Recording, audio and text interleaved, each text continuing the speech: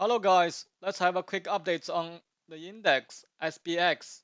This SPX 1 hour chart. I'm going to show you a tool called Fibonacci extension. I'm using the extension to measure.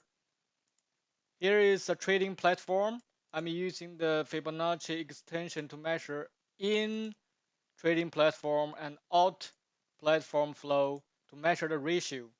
As you can see now, this is the in platform, this is the out platform. If SPX reach 4220, that will be same ratio as the in flow and the outflow. So this is the key point to watch today. If it's reach 4420, it probably will have a rebound.